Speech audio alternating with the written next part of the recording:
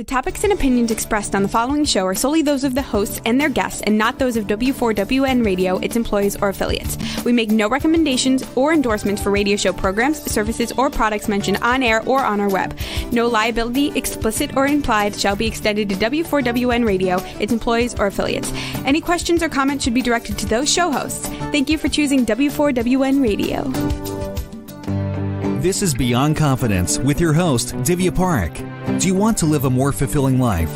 Do you want to live your legacy and achieve your personal, professional, and financial goals? Well, coming up on Divya Parekh's Beyond Confidence, you will hear real stories of leaders, entrepreneurs, and achievers who have stepped into discomfort, shattered their status quo, and are living the life they want.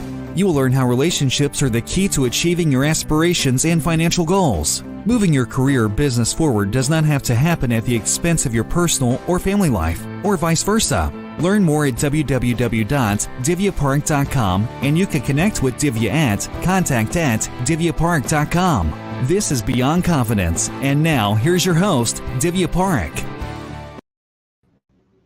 Good morning, listeners. So thrilled to be here with you. I just want to share that I am implementing something new. So what I have decided is that just pick out a couple of tops. So this way I know, this is my radio show, my TV show uniform, and I don't have to think about it twice. Because what I'm finding is that as we continue through life, I want to simplify life more and more. Sometimes we make life a whole lot more complicated than it is. So that is one of my new decisions. So thought I would share a tip with you.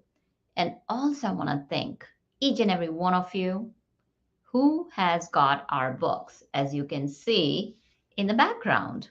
Of course, I've got several 14 to 15 books, but these are two of my favorites, The Entrepreneur's Garden and Expert to Influencer. I was thoroughly surprised. Expert to Influencer was #1 in Canada after 32 months, and it has been a bestseller in multiple countries, including the US, UK, and Canada. So, and it's all because of you. Not only that, recently, just yesterday, we were able to share the profits from these books with entrepreneurs across the globe, kiva.org. And the best part was that whatever we donated, it got doubled yesterday. So yes, we had a double impact, and it's all because of you. Because so many of you have reached out and shared that Divya, your books have helped us so much. So thank you. Thank you for helping me help others. So appreciate you. And folks, I'm going to invite you and highly encourage you to take 1 hour of your time every month and share it with somebody else without any strings attached. Let's invite our guests in. Karen and Dr. Thomas. Good morning from California.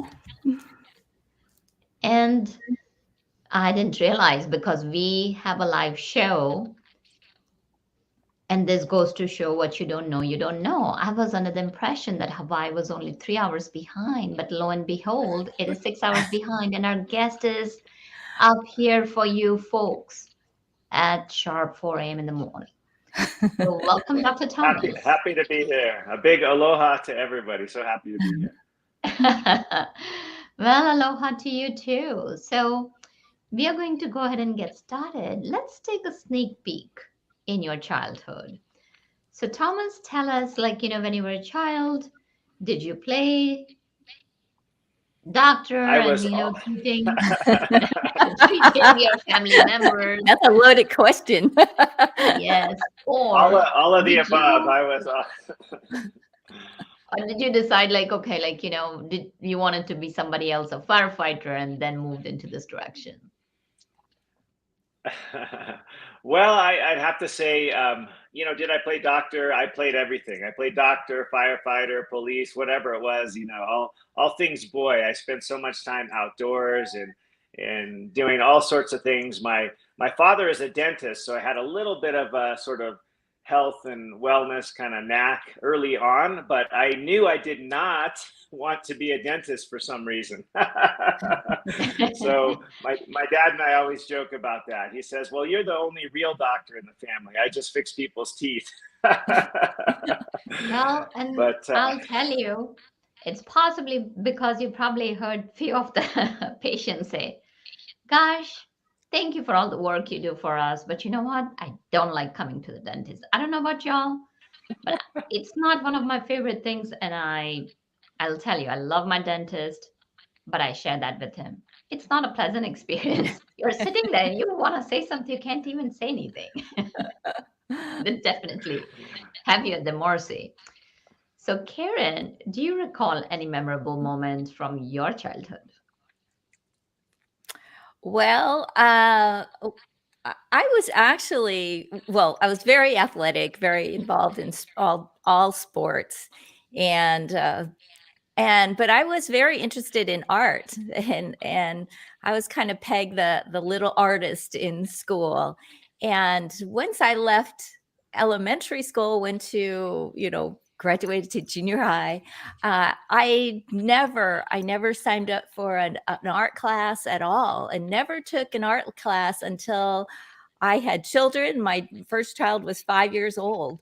So this thing was always in me, the creativity, but I ended up studying more of the sciences, and what as because I thought that was what we were supposed to do. So, but I still find ways to be creative and artistic in even what I do now.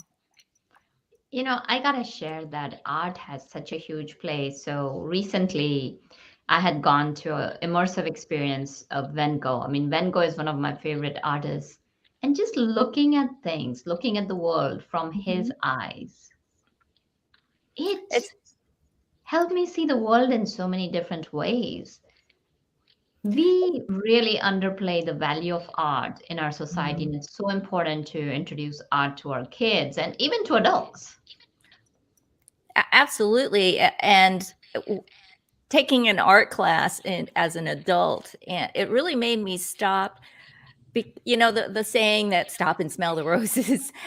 It's true, because when I actually like to paint flowers and botanicals, to really stop and take a look at the flowers, the shading, the colors, and it really kind of put it put a new perspective on life when I looked at things through the eyes of an artist, Hmm. not a scientist, but an artist. Right. So as you grew up, you said that you moved towards sciences. So tell us a little bit about that journey. So I wanted to be a physical therapist, and Mm. and more in specializing in sports therapy. But I realized in physical therapy, we focus on just one area of the body, one part that's impaired. And I wanted to work with patients and address the whole person as a whole, and not just that one impairment. And so I specialize in cardiopulmonary rehab, which we address the whole mind, the body, the psychosocial side of things, as well as nutrition and exercise. And I work with the veterans. I work for the Palo Alto Medical VA Medical Center, and I really love what I do. So it is a little different from physical therapy, but it kind of addresses all the things that I really enjoy.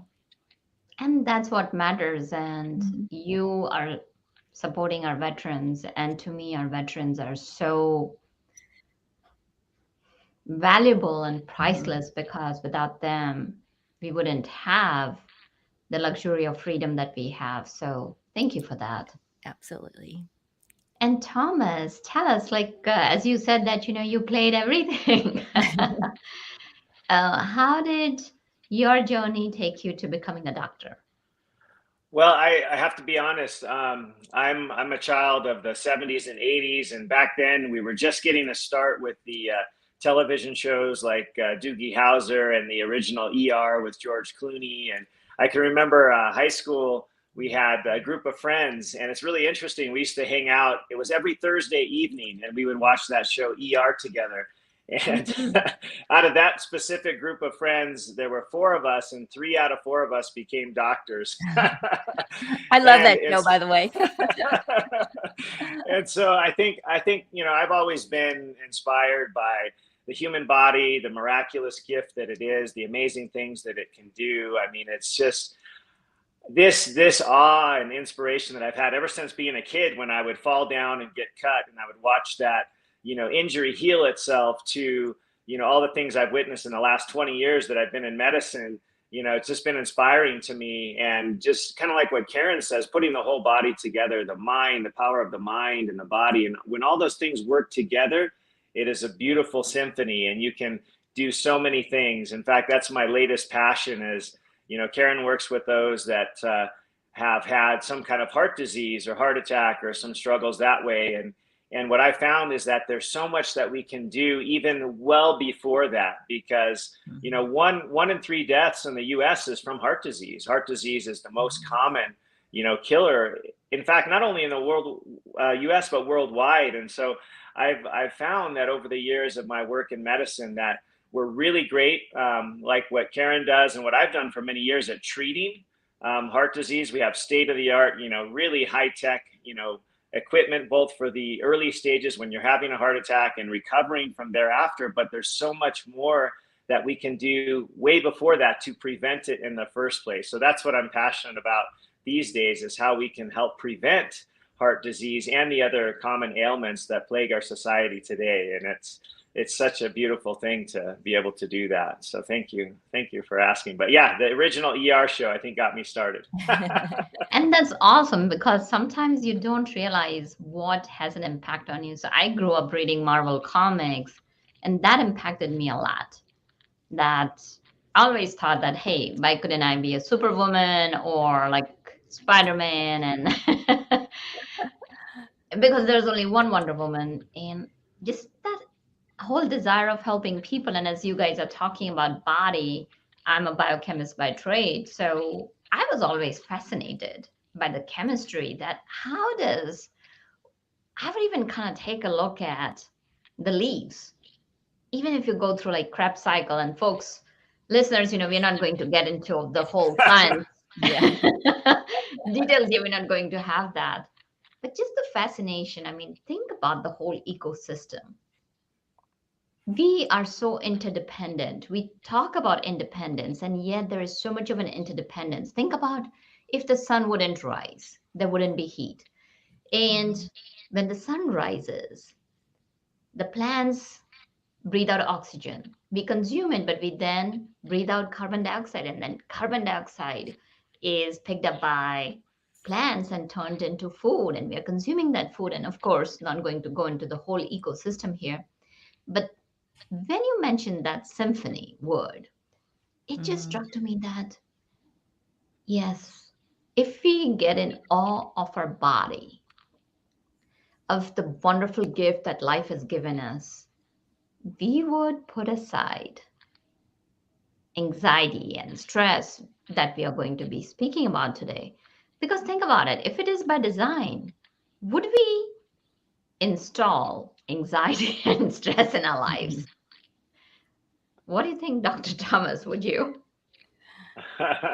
Well, there's the saying that says, if it doesn't kill you, it makes you stronger. And I think we have to have challenges in our life, whatever they may be. And lately, like you said, there's been a heck of a lot of stress. There used to be, there was an interesting study done in 2012 that took 150,000 people, and they asked them to rate their stress. And they found that, 80% of those 150,000 had stress fairly regularly. But I would say in the last 2 years, probably that number is in the 90+ percentile. We've all witnessed a lot of different changes, challenges, and they've been stressful.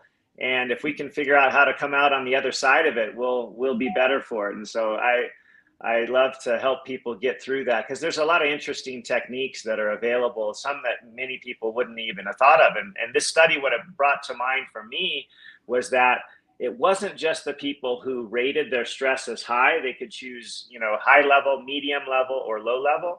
And what they found, that the group of people that had the high stress, only part of them suffered, all of the negative consequences. Stress can obviously affect our body. It can aid in causing diseases and inflammation and all sorts of challenges that we can experience. But also, if we have a high stress and we don't believe that it's bad for us, and we look at it as if it could be some sort of a challenge, some sort of a impetus to change something, to pivot a little bit, like many of us have pivoted a lot in the last 2 years, that can actually be a positive influence. So that's what this study found, is that only the people who believed in their mind that the stress was bad for them suffered the negative consequences. And those that believed that it could be a growth experience or a challenge, they actually had a protective effect. In other words, it didn't have negative health consequences, and they even had some longevity associated with just the belief that it could be something that they could grow from. So the mind and the body that Karen mentioned right away is so powerful,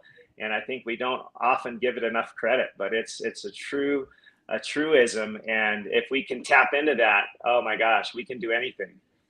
I often talk about the good stress, the eustress, and the negative stress, the distress, with my patients, and it's all about perception and how we view that particular type of stress. You think of people planning a vacation. For some people, that's distress, trying to plan the ticketing, and getting there, and all the things they have to do to get there.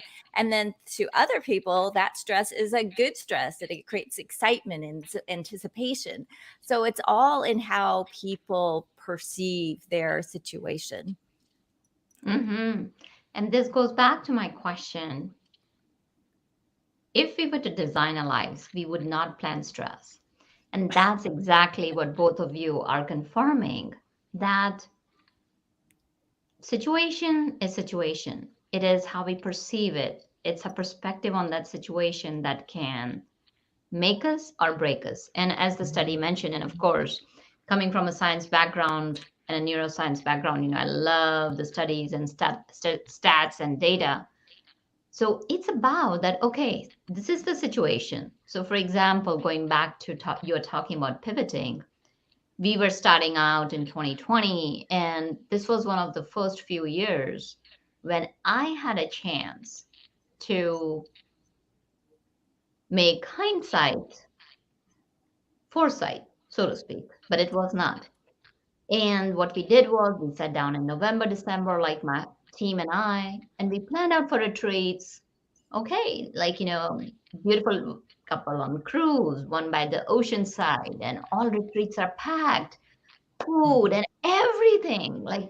Yes, we have people's names, everybody's excited. We are getting ready to send them hey, get the tickets over here. These airlines have good, and bam. The stress comes in. So either we could have taken, oh my goodness, we have spent 2.5 to 3 months, and we could have turned that situation into stress that was detrimental. And what we did was that, hey, it's either sink or swim. So why don't we pivot, and why don't we change? So rather than thinking we just got into the weeds, so to speak, and just went for grind and hustle. And when we did that, we were able to turn the whole year around. So listeners, what you're hearing over here from our experts is that situations will come. It's how you see it. So going back to your journey, Karen, as you continued through and you went into pulmonary, so what was it about that drew you? Like I said, I wanted to, I actually tried different things. I started out in physical therapy, and then I said, I think I'll try, because all these fields were similar. Our foundational science was all the same. So started out physical therapy, then tried out athletic training, and I realized athletic training wasn't quite for me, because I was an athlete and I didn't like sitting on the sidelines waiting for someone to get hurt. And I said, no, this isn't quite for me. And then when I found cardiac rehab and cardiopulmonary rehab, I just said, this is what I really enjoy. I have a family history of early onset heart disease and stroke. So there was also kind of a personal interest in that particular area of expertise. So that's what I did. My brother had a heart attack when he was 35. Oh my goodness. Yeah, and then he took the path of least resistance. That's what I call it, because here I was in cardiac rehab. I was there to help him, but I really couldn't help him until he wanted help. And he decided that this is the path this is what I was given, and I'm going to live the life out the way I want to. So unfortunately, he passed away with heart failure, and I couldn't get him into the rehab. But so I think part of that is what drives me too, because I enjoy working with these veterans. They really appreciate and they really need the help, and I get a lot out of it, as much as what I give to them. I'm sorry to hear about your loss. Oh, thank you. Thank you. And again, you took that situation and turned it around, where you didn't let that loss pull you down. You took that as a driver to go and help other people. And that is, again, so important. So Thomas, what was it that drove you to cardiology? Well, I've been, like I mentioned, 2 decades in medicine, and specifically, I'm a board certified emergency physician. So I've been there right in the acute phase of heart attacks, strokes, caring for people in their sort of most daunting moments. And like I mentioned earlier, I love to do that, and I love to help people in a time of need. But what I saw in these 2 decades is that although we have great emergency care, state of the art, cutting edge emergency care, like Karen will speak to, the cardiac catheterizations that we can do to open up a blood vessel that's clogged and literally do a little rotor-rooter right on site into this tiny little vessel. We can open it up. We can get blood flow going. We can get their hearts going again. We can do amazing things. But what I found is that we were missing the bigger picture. We were missing the fact that most of these things can be prevented with some simple changes, like treating our food as medicine, getting a good night's sleep, optimizing the stress in our life, taking care of just a little bit of daily movement. We don't need to buy a gym membership. We can do a little walk every day, simple things like that I felt like myself and my colleagues as physicians were kind of dropping the ball in the prevention aspect, and trying to, get, instead of, the analogy that always kind of cracks me up is, say you're in a boat and you're having to bail the water out.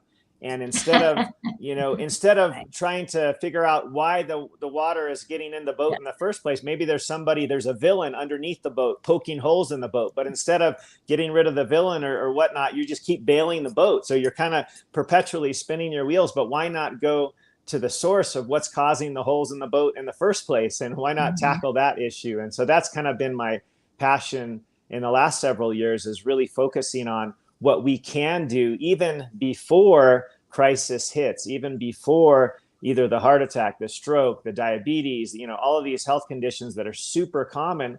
How can we prevent them in the first place? And the reality is there is so much that we can do, because literally 7 out of 10 of the top causes of death worldwide are almost entirely preventable. And so that's kind of been my passion in recent years, to get behind that, because I feel like, especially I can just speak for me as a physician, I feel like in Western medicine, we've kind of dropped the ball with respect to that. We're quick to hand out a prescription for this or that, but we're not very quick to really dive into the whole person, like Karen was talking about, to try to figure out where they're at in their life. Maybe it's stress that's causing them to not either want to, eat well, or not want to take their medicine, or not want to do exercise. There's something behind that. And if you treat the whole person, you can do so much more. So thanks for asking.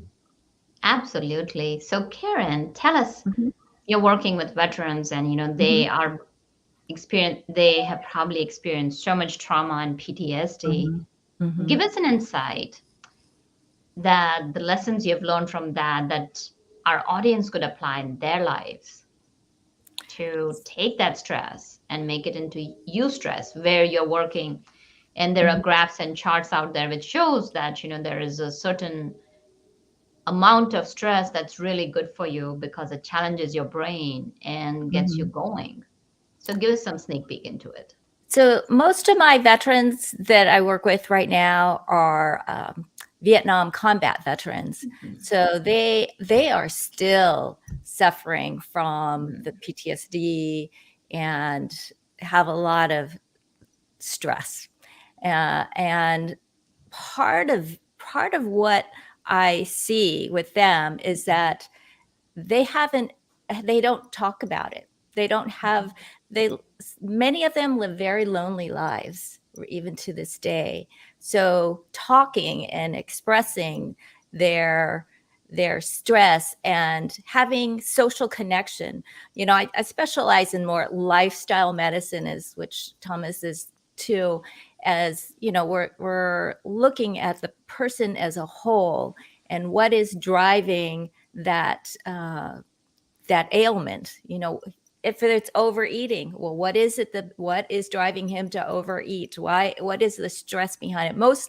Most people gain weight because they're eating emotionally and there's something underlying. So I try not to just put a Band-Aid on it, say, okay, here's a diet to follow this, because we have to dig deeper into what's going on and why are we stressed and why are we sad? Why are we lonely? All these things that I do address. And I really liked what Thomas is saying, is because this is what my whole book was about, is that we have control over how well we feel, how fast we age, and all of that is controllable. By the time I see the patient, they've already had a heart attack, they've already had open heart surgery and are a heart transplant. So it's difficult, and I would really love to be able to see them pre-rehab, see them before all of this and help coach them through this before they have this traumatic, event and really which shortens their lives. Yeah, no. And the lesson to be learned over here is that don't wait till things happen. If you are facing, seek out help, and it's okay, whether it's connecting with people socially or whether reaching out to professionals' help. So, Thomas, you mentioned about that there are like 7 ailments that can be prevented. So give us an in-depth look as to what could people do in their day-to-day lives, just the little changes to prevent those. I would love to, but before I do that, I just wanted to thank Karen for mentioning something that I was hoping we would talk a little bit about, which was that kind of social support, that interaction that can be so positive with stress, because like we talked about earlier, all of us will have stress at some point in our life. And one of the biggest, powerful, most influential things that can change this to the positive is having a strong connection, some kind of social connection. It can be with family, it can be with friends, it can be with even our pets. To be honest, there's this amazing kind of anti-stress hormone. We've all heard of the fight or flight response with the epinephrine and the adrenaline and the cortisol, which are kind of like these negative stress hormones that have, evolutionarily helped preserve our life, right? If we were being chased by a tiger, we got to run, we got to hide, we got to climb, we got to do these things. But nowadays, that's not usually the kind of stress that we're facing, where it's run and hide. We got to figure out how to face the challenges. And there's this other hormone called oxytocin. And oxytocin is kind of like the anti-stress hormone, which primarily gets released when we have social connection. And it can be with people, it can be with our pets. There was an amazing study in the British Medical Journal, which is one of these, kind of most respected worldwide journals. And they found that people who had a social connection during a stressful event, be it a death in the family, a loss of a job, an ending of a relationship, the people that had the social connection didn't have any significant negative health benefits from their stress, just due to this strong connection. And so that's one thing, as Karen mentioned, I would just encourage all of us to reach out if we're experiencing stress, if we're experiencing hardship, to reach out and connect with people, whether it be family, friends, or even our pets. Our pets can actually help us release this positive hormone called oxytocin. So I just wanted to touch on that. But there's so many things that we can do on a daily basis that are simple. And it all starts with what ends at the end of our fork. You know, food is medicine, and it can be the most powerful and the most frequent medicine we take, or it can be a slow poison depending on our choices. And like Karen mentioned, the ball's in our court. And a lot of folks don't know this, but just a simple decision to eat real food. In other words, what does not come with what I call the 3 Bs. If it doesn't come in a box or in a bag or with a barcode, if we can avoid these 3 Bs and just eat real food, whole fruits, vegetables, well-raised meats, if we eat meat, things like that, if we eat real food, that's probably the biggest thing we can do with respect to changing our diet, is just eat real food. And then the other things that we talked about, managing our stress, getting good sleep. Who knew that sleep could actually be, lack of sleep, I should say, could actually be a carcinogen? If you don't get enough sleep, you can actually die sooner of cancer. Sleep is that important. And so, you know, there's lots of tools and techniques to optimize sleep, but first we have to recognize that it's important and value that, because I didn't for many years. I'll be honest, in the medical field, we kind of, in my training, we thought sleep was a weakness. We were kind of trained to not sleep. And if we did, it was sort of like, oh, you know, you're weak. You didn't, you know, you missed a few hours of whatever was happening in the ICU because you were asleep. You can't be asleep, you know. But that's changing. I think now we appreciate the importance of sleep and our circadian rhythm and how we can optimize that. The other thing that we haven't mentioned is taking care of what's called the microbiome, or all the little guys that live in us, on us, within us, our so-called gut health. And that's something that in the last 10 years, thankfully, in medicine, we're starting to recognize the power of that. And that also has to deal a lot with what we are putting into our mouths, because we're not only feeding ourselves, but we're feeding them. And if we feed the good bacteria, the ones that can help us reduce inflammation, that can help us produce hormones like, for example, serotonin, that happy hormone, which helps us combat stress as well. 95% of that is released in our gut. So only 5% is in the brain. 95% is from the gut. Who knew? We didn't know that a few years ago. So that's right. So this is really exciting stuff. There's so many things that we can do. And that's why I wrote my book, because it has 5 steps that we can do on a daily basis. They're all free. None of them cost money, and they can help optimize your health and prevent all of these. In fact, 7 out of 10 of the most common causes of death, they can help prevent that. So that's where I get excited. And that ties into back to what we eat and how important the food and the quality of our food is so important.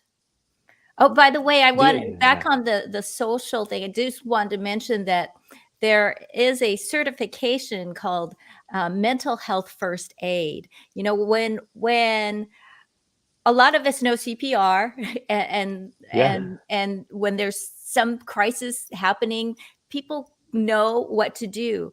But if someone is having an anxiety attack, or they are overloading on alcohol or other substances, most people don't know what to do. So there is this certification called mental health first aid. So I encourage your listeners to check that out, and you could have an influence on and have an impact on somebody else that is suffering from stress and some of those crises, help them through a crisis.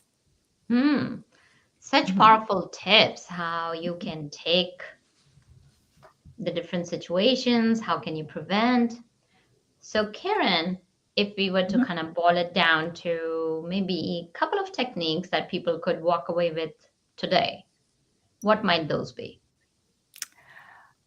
Number one, and I agree totally with what Thomas is saying. And one of the things I tell my patients is exercise and nutrition are like 2 wheels on a bicycle. If one is faulty and inadequate, you end up with a dysfunctional bicycle. So you can't just choose one and not do the other. They work together. So paying attention to what we eat. And I'm totally on board with Tom. We should get together sometime and talk, but all about the foods that come from nature, not from a box and not from a manufacturer, focusing on real whole food and moving.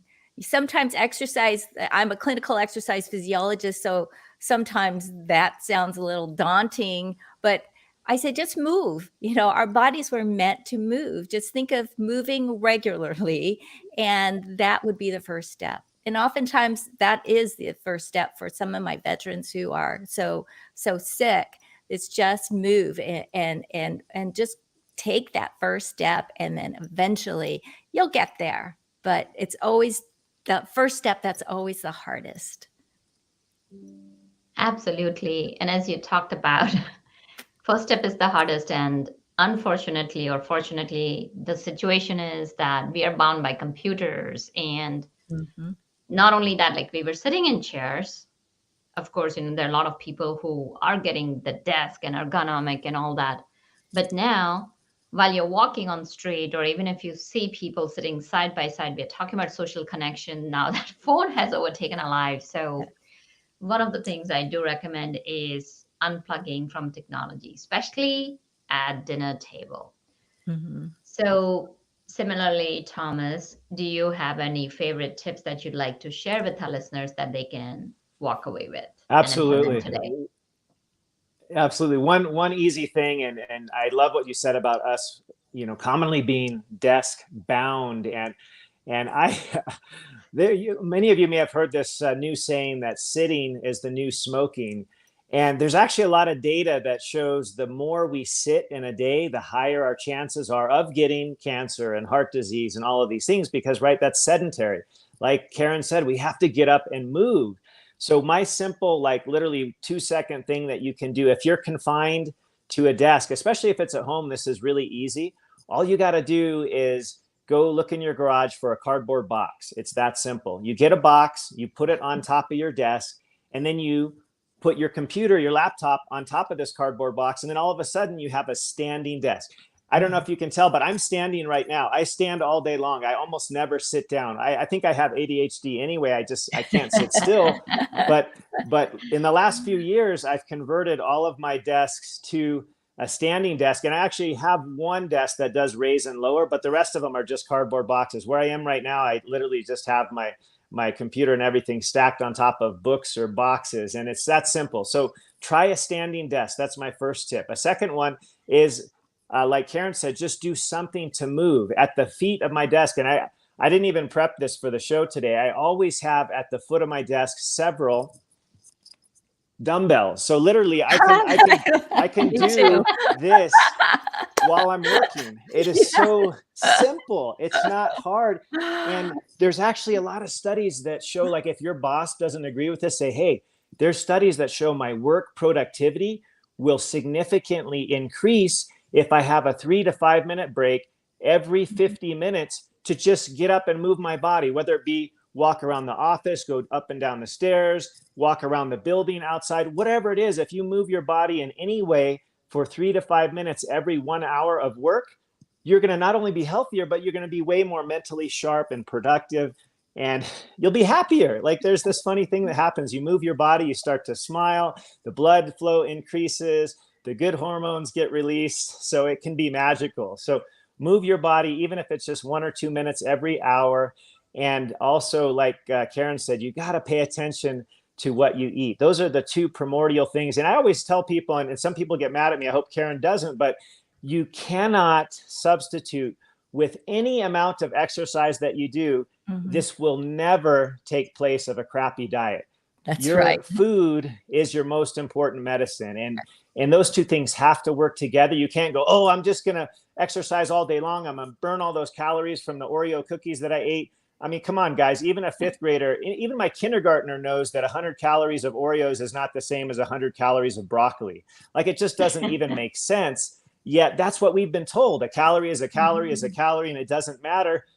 let me tell you, with 20 years of medicine behind me, it does matter. So, and that's that attention. whole diet mentality, right, Thomas? That they're just thinking calories in, calories out, and not what's in all those phytochemicals that are in the plants and things that we eat. Food is medicine. Totally. It's the best medicine. It's the most frequent medicine. And it is so simple to just eat real food. It's a process. I'm not saying you got to throw everything out in your pantry tonight, but one thing at a time. Just forget about the pantry stuff. Just next time you go to the grocery store, just shop on the perimeter. In other words, the fruits and the vegetables, all of the good, real food, the fresh food is on the outside, right? The perimeter.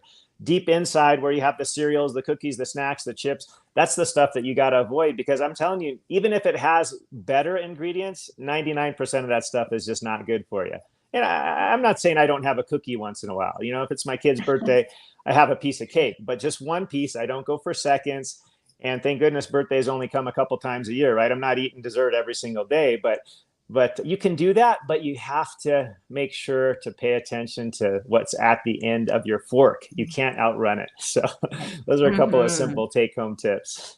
Very powerful. So Karen, we are very close to the end of our show. So if you can share, how can our listeners connect with you and the name of your book and where it's available? My website is KarenOwoc.com, and my last name is spelled OWOC. And that's, again, KarenOwoc.com. And the name of my book is Athletes in Aprons, the Nutrition Playbook to Break 100. So the whole idea is to eat healthy, and it's a lifestyle guide on how to live past 100, and that we do have control over how long we're going to live. Well, that's definitely, folks, you have heard, I'm sure that it is power-packed. And Thomas, where can our audience reach you and share where's your book available and what's its name?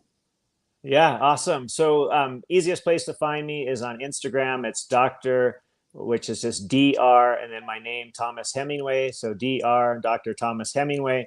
Also, I'm on Facebook. My website is Modern Medicine Movement. That's the name of my podcast. I have a health podcast, comes out every Thursday. I think you'll find incredible stuff there. So it's modernmedicinemovement.com. And that's also my handle on Instagram for the podcast. But you can just find me easily, Dr. Thomas Hemingway. And my book is called Preventable: 5 Powerful Practices to Avoid Disease and Build Unshakable Health. And that's coming out in August of this summer. So just a couple more months. And the website for that will be thepreventablebook.com. So check me out there. I hope you guys will get the book when it comes out. It'll be similar to what Karen's been saying, all these powerful, simple steps that you can do on a daily basis, which are basically all free, but can literally save your life. So thank you so much, Divya. Well, Karen and Dr. Thomas, both of you shared such powerful tips. Well, thank you so much for having us and the opportunity to share our message. Absolutely. It's powerful because it's important to remember, one of the things that I'm taking away today is that it's, again, we know it, but it's reinforcement that a little discipline can go long ways. And choices do matter. So thank you, both of you. And listeners, thank you for joining us, because without you, the show would not be possible. And thank you, Juan, for making the show technically possible. And until next time, folks, take a moment to re-listen to the podcast, and you can watch our Beyond Confidence TV show as we have broadcasted live today, or listen to it, whatever is there, and even if you take even one of the tips, one step at a time, and hope it brings a wealth of happiness, both physically and mentally, to you. Until next time, take care and be well. Thank you for being part of Beyond Confidence with your host, Divya Parekh. We hope you have learned more about how to start living the life you want. Each week on Beyond Confidence, you hear stories of real people who have experienced growth by overcoming their fears and building meaningful relationships. During Beyond Confidence, Divya Parekh shares what happened to her when she stepped out of her comfort zone to work directly with people across the globe. She not only coaches people how to form heart connections, but also transform relationships to mutually beneficial partnerships as they strive to live the life they want. If you are ready to live the life you want and leverage your strengths, learn more at www.divyaparekh.com. And you can connect with Divya at contact@divyaparekh.com. We look forward to you joining us next week.